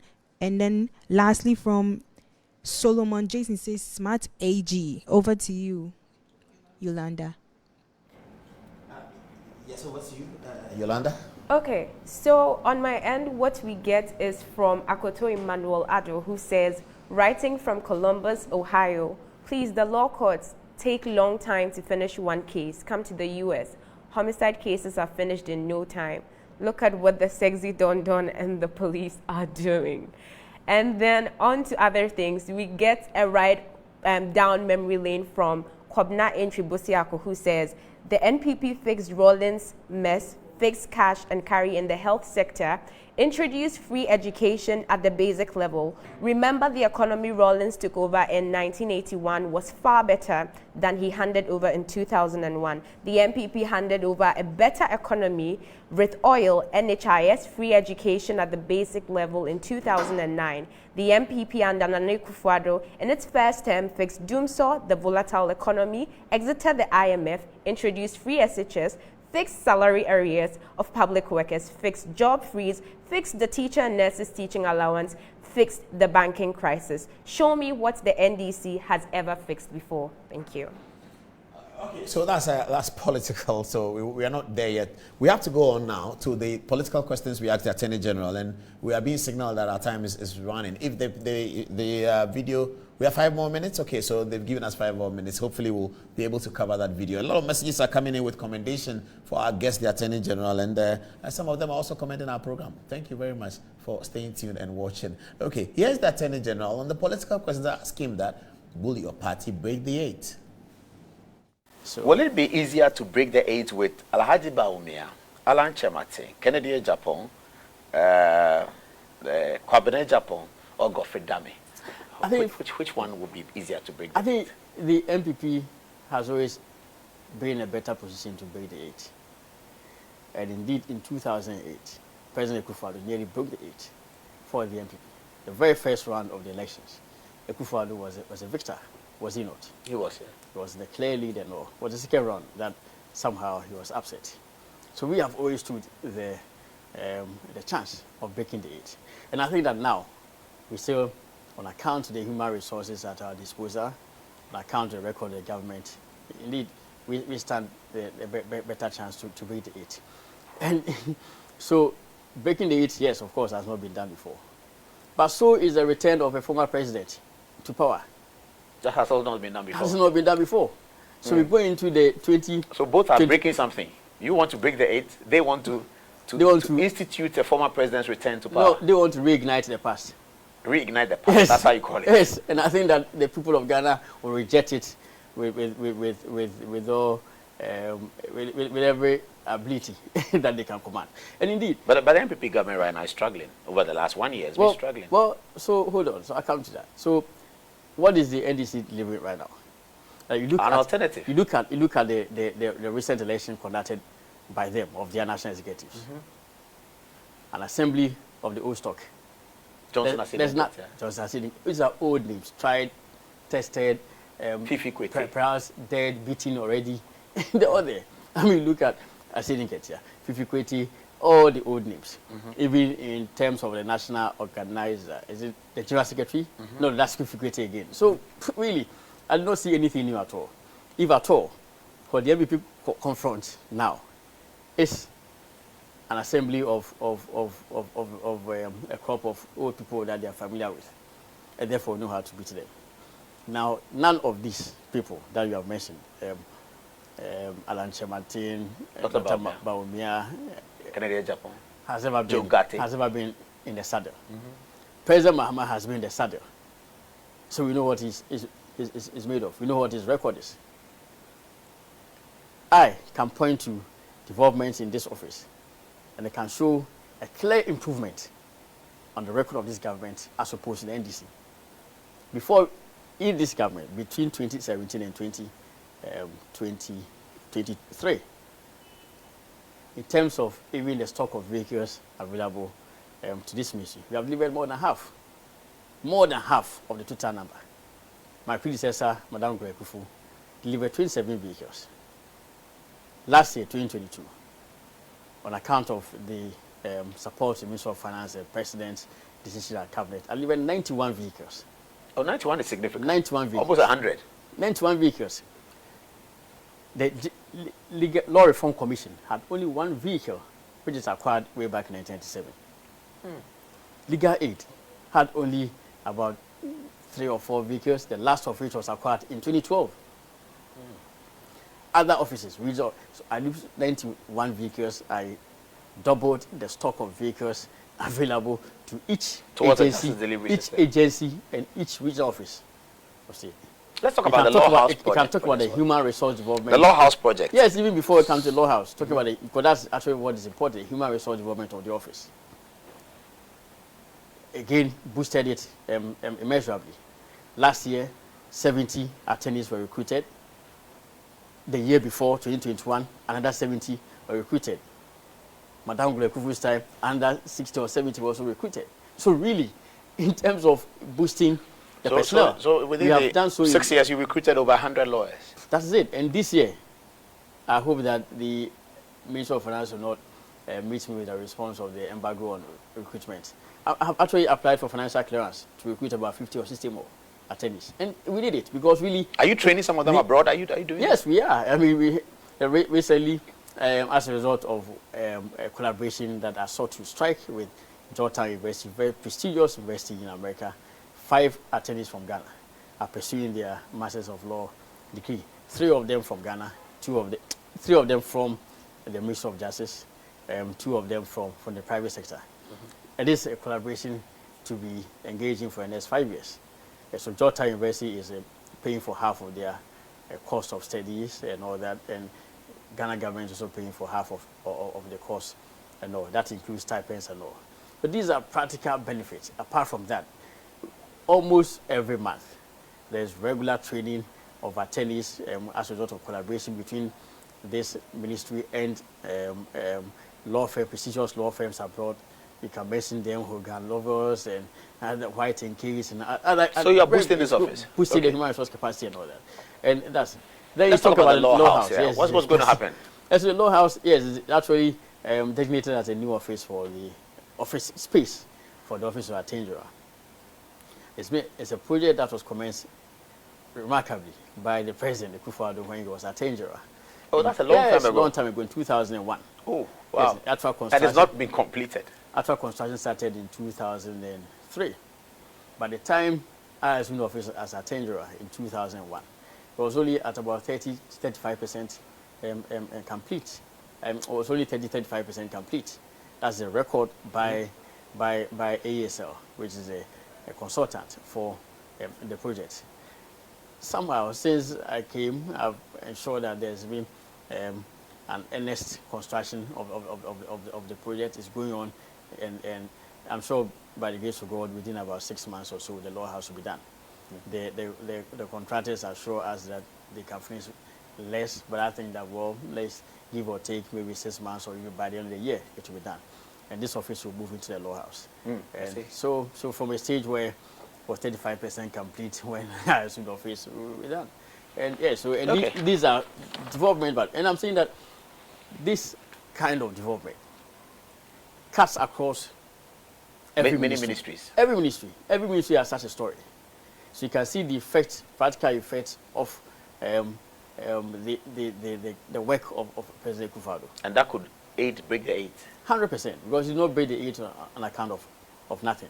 You break the 8 on the strength of your work, your record and all. And I've already indicated that the difficulties we find ourselves in clearly are global. And there's, if the America, Britain and all cannot even absorb themselves of such a situation. How much? About September last year, I visited United States of America, lodged in a hotel. A year before, the same September, I visited America, lodged in the same hotel in Washington.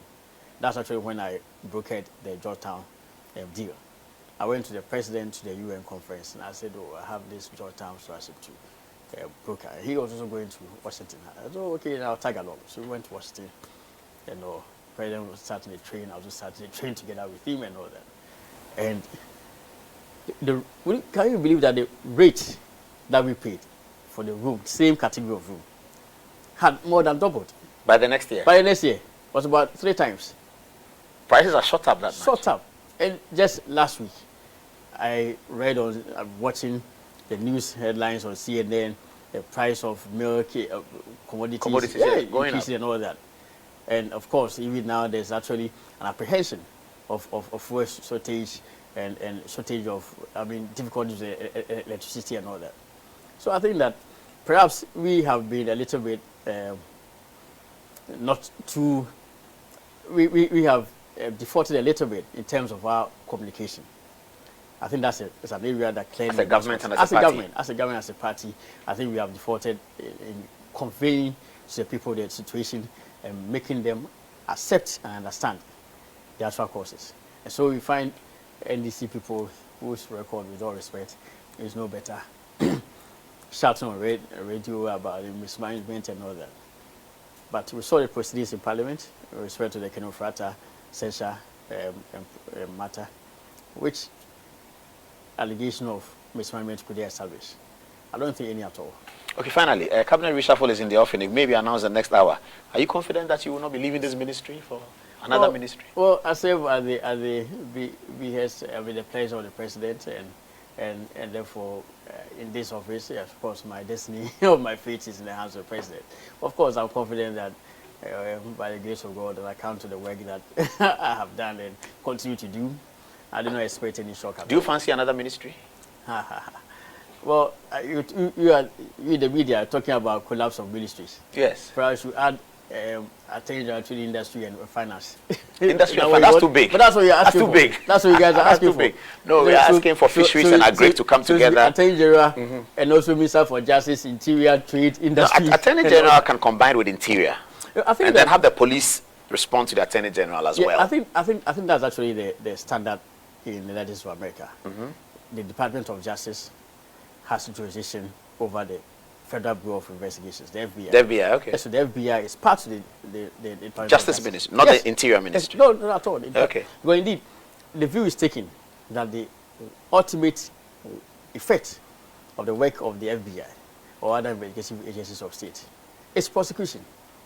And therefore, so why does the Attorney General not exercise supervision over the work but of the CID? Criminal Investigations Department, CID, don't they respond to you? So I think that's don't they bring you dockets? Yeah, well, I made this point not really with regards to any observation about a specific minister, or in fact, I must concede that the Minister for Interior has been one of my ardent supporters. I mean, he's been very cooperative. He's been in this office and appreciates the difficulties of the office and all. And so in terms of commitment to me, he's actually one of the most committed. But I think that is some reform of the law that ought to be done, where we get to the stage where the CID is under the Ministry of Justice. And that's actually what prevails in the States of America. In the U.S., the Department of Justice, just like other investigative agencies, the Drug Enforcement Administration, and all, the such institutions on tobacco, drugs, and all, they are all under the Attorney General, who is the head of the Department of Justice. I think that will solve the situation where every now and then people are asking about some cases, what is happening to them. So at the Human Rights Day last year, for instance, people were asking about Ameswali murder and all that. And of course, I had discussions with the former IGP, Opon Bueno, when he came, paid a case call me, he talked about it, and he outlined the processes that the outfit criminal investigation department was undertaking with. But I'm saying that if indeed the CID was under the jurisdiction of the Attorney General, clearly that AG can exercise direct control and monitor such cases and all. So that's a real impediment to justice delivery. But I think that's an argument in the long term. We can look at it ultimately. Attorney General, thank you very much. Oh, always a pleasure. Yes, I hope I have done justice to the issues that were agitating your mind. We will send you the comments of our viewers. Thank you very much. Yes.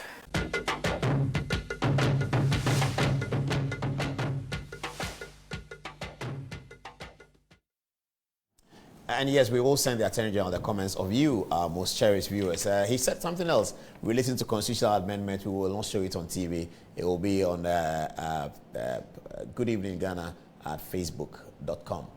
So on our Facebook page, we'll have the rest of the parts of the interviews that we didn't show you. Two of them, constitutional amendment and then the treason trial. All of it will be loaded on Facebook tomorrow morning by 6 o'clock. Thank you very much, everyone. I think we are off Metro TV now, and we are on social media now for the last 2 minutes, where we are taking the last reaction of our most cherished viewers. We always like to give viewers the last word. So let's come to you, Mikael. What are they saying? Right. Alhaji Bob City says, straightforward answer by the Attorney General. The NPP is ever ready to break the 8, inshallah, with Dr. Baumia and Napo as his running mate. Okay, I bring you greetings from Old Tafo constituency and to my MP, Eko Vincent Asifwa, a.k.a. Tafo Kufuor. Over to you, Karen. Sir Ishak says, honestly, it wouldn't be easy for the NPP to break the 8, looking especially how things are in the country. But my prayer is the government should try and work things around to elevate the hope of Ghanaians. Therefore, in the NPP government, hopefully, when things are shaped going forward, then the breaking would be easier and softer as well. God bless. Good evening, Ghana. God bless Ghana. My name is Francis Oremos Apia, writing to you from Agnos Redru. To me, if we really want to break the 8 as we claim, then we should try someone like Honorable Kennedy Ejapon. It should always be someone who is humble. We really need a courageous, bold, and above all, someone who has the nation at heart. And I believe that this person is Honorable Kennedy Ejapon. Lastly, from Ali Du Omar. Paul, I think Dr. Digital Bawumia should even go unopposed. As we speak now, Dr. Bawumia is NPP and the NPP is Bawumia because he's sizeless and matchless when it comes to competency. Bawumia is breaking the 8, inshallah. Alidu inside UEW campus. Over to you, Paul. Of comments on the globalism of economic crisis, and so we have from Nana Kwesi J. Abuaje saying, where in the world don't we have the economic crisis? Even almighty UK is in it. So what are you talking about? And Martin Campbell says, may God preserve AG Godfred Dame for the betterment of Ghana. He is a smart AG, my role model and mentor. Okay, on that note, this has been a long Tuesday, isn't it? I've had a long day, haven't I? Yeah. All right, and we'll be back here on Thursday to give you another edition of the program, and we'll open up on other matters on Thursday at 11:15. Thanks for watching. Good night.